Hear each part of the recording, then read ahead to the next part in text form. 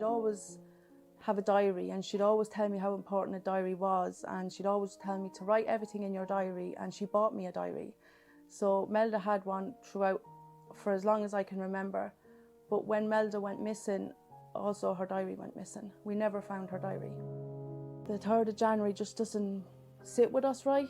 I don't think Melda would not talk to her brother. I don't think she wouldn't ignore him at the door. I don't think she would not give Christmas presents to her nephews till after Christmas.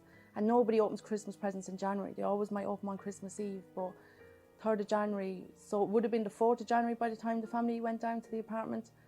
And her cat was there, the presents were there, her glasses were there. Melda was gone and her diary was gone. It just makes us feel that we're not being told the truth. I would like for anyone to come forward. If they saw Melda at Christmas, if they saw her on St. Stephen's Day or New Year's Day, just to come and tell us, because we don't know where she was for 2 weeks for Christmas. So if she was not out and she was in her flat, why did she not open the door to her brother? You know, that just doesn't make sense to me. And we all know when the post office is going to be open at Christmas. We all know when our next payment is. You know, people, anyone that's on social welfare, like it was a bank holiday, why would she go there? And how, like, would you know by 4:30 that someone is a missing person if they leave between 1 and 1:30?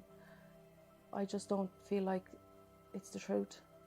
And I just want the truth. The family want the truth.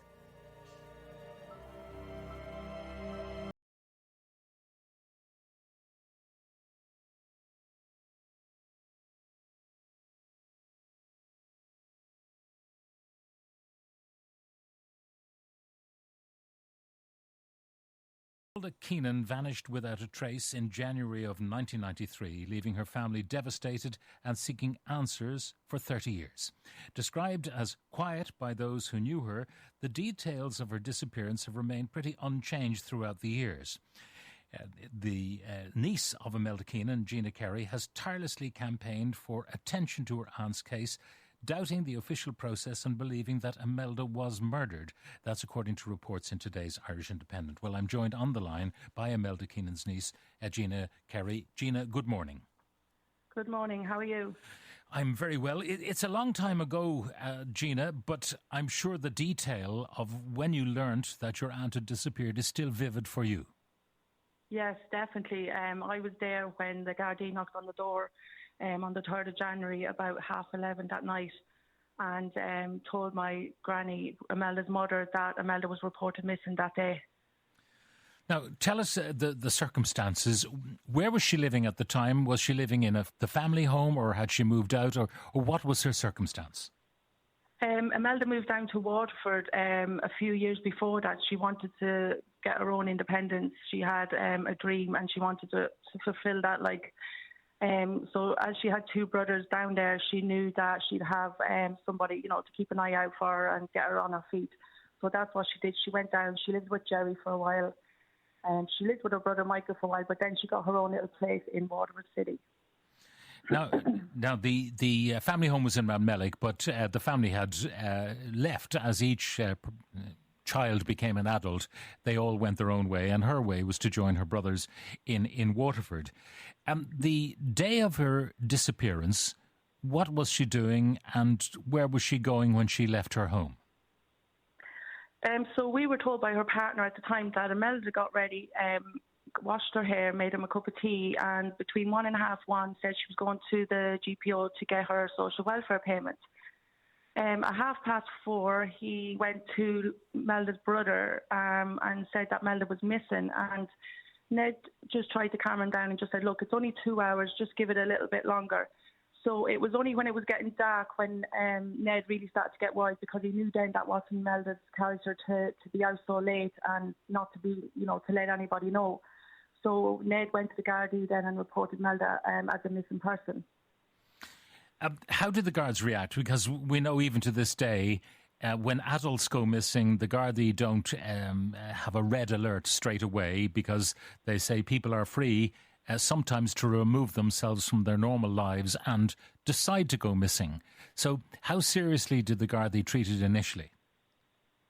Well, back in the day, with my understanding of it, what I've seen with my family, they were trusted them. The Gardays just said, like, look, leave it with us, trust the process. And they did do searches in the woodland. They did it in the river, they searched the river in Waterford.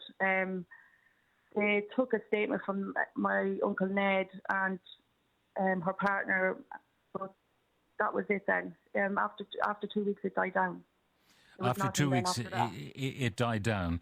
Now, the circumstances of her departure from her home, I suppose when you look back on it, a bit strange, because she was going to pick up the dole, but it turned out it was a bank holiday. Yeah, it was a bank holiday at the time. So what happened was when Imelda got reported missing on the 3rd, the family all got together on the 4th, and they went to Waterford straight away.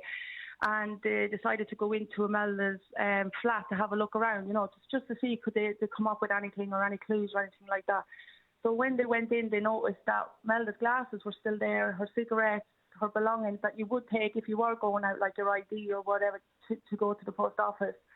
And also that Christmas presents weren't opened under the tree, and there was Christmas presents not given to her nephews also. So we found that very strange, because nobody really opens Christmas presents in January. If anything, it could be Christmas Eve, but never in January.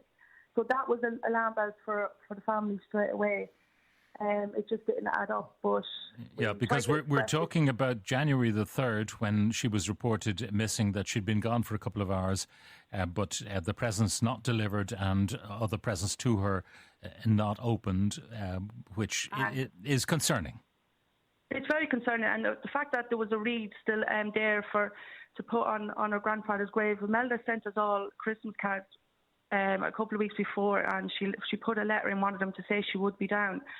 Also, her uncle, or Imelda's brother Ned, went to the apartment twice in the Christmas period to talk to Imelda, and he couldn't get her. So he waited. The light was on. He waited for like an hour and a half, no answer. He went back another day, no answer. So none of the Keenan family seen Imelda in a 2-week period. Ned was the last one to see her 2 weeks before Christmas. So this was a bit strange for us as well. Now, the kind of girl that Imelda was, she was quiet. That's the description that's given of her. She wouldn't have, easily chatted to strangers, but was very comfortable among friends. Yeah, Imelda, unless you know her, she'd open up, but it would take a lot. Like, Imelda just wouldn't walk up and talk to someone in a car, or, she'd have to probably meet people through people.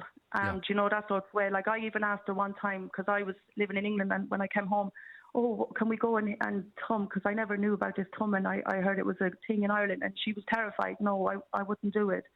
Like, Imelda would not, just go and just run off with anyone or get into a car. If Imelda always had a problem, she'd go to her brother Ned, and if she was upset, Ned worked with the trains in Waterford. He would put Imelda on a train to go home to County Laois.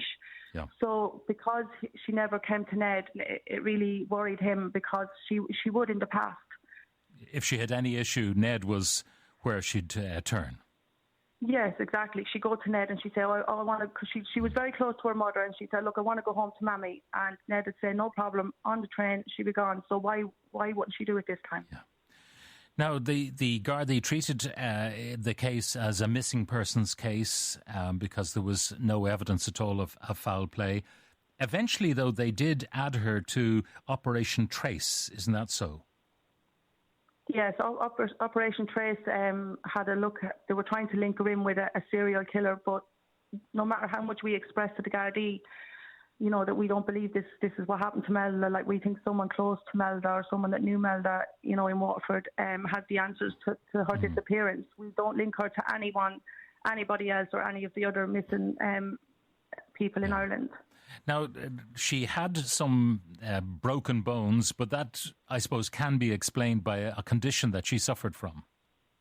When I was younger, I saw Imelda, like, she had like bandages on her arm, or she'd have like a neck brace, or she'd be on crutches. And I said to her, because I was very close to Imelda, and she said to me, I just have brittle bones.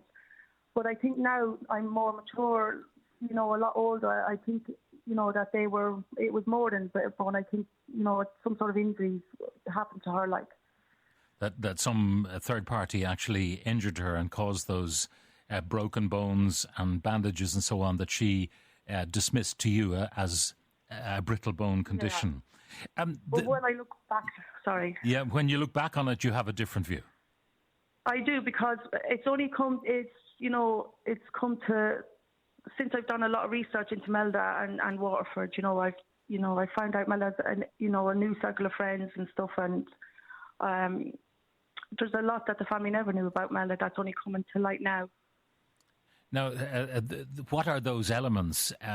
Were there people she was hanging around with that the family were not aware of, that Ned wasn't aware of, for instance?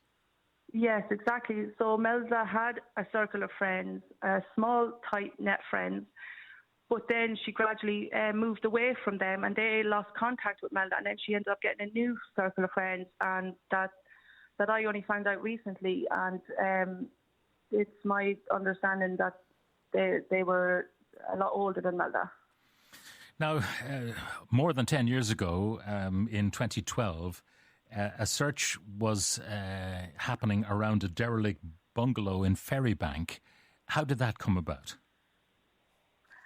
So what happened was a psychic medium got in contact with us, and they said that they feel that they know where Imelda is. So we went down to Waterford, and they brought us over to Ferrybank, and volunteers helped us to do a dig just in a house that was abandoned, and we did a dig. The psychic said that she was there, so the volunteers got the diggers in and they dug for us, but nothing came of it.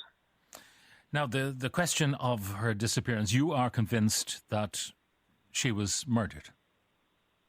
1,000,000%.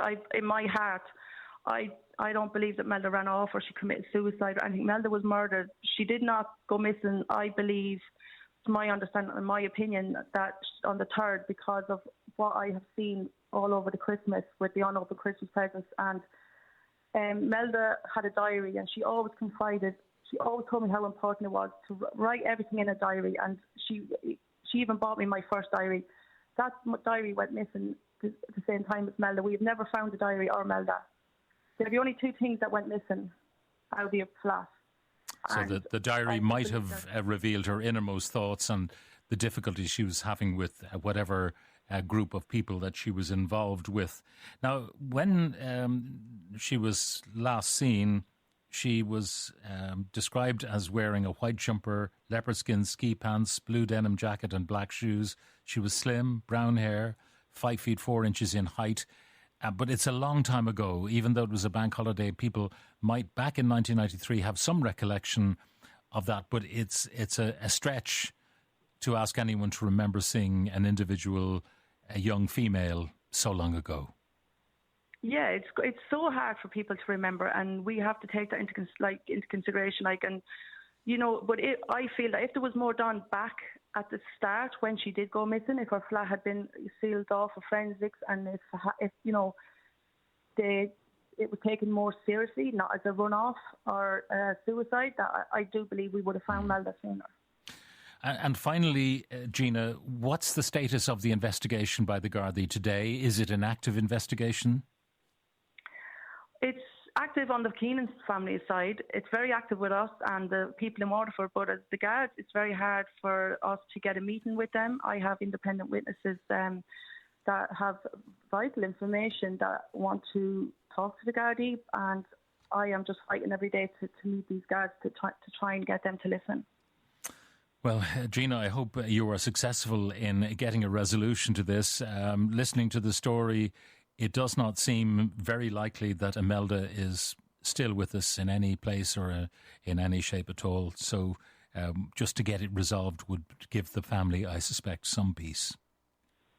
Yes, that's all my family want. They wanted for years. They've seen loved ones passing away, not knowing. I'm looking at my uncle Jerry, as everybody knows, Jerry Keenan, and it's breaking my heart for him and the rest of my family. So, look, I'll keep fighting the fight with my family, and hopefully that the guards will just believe us that she's not missing, she's murdered, and we want this upgraded. Well, look, Gina, I wish you the best in trying to get this resolution, and thank you very much for joining us on the programme today. That's Gina Kerry, the niece of Imelda Keenan, who vanished without a trace on the 3rd of January in 1993. Now,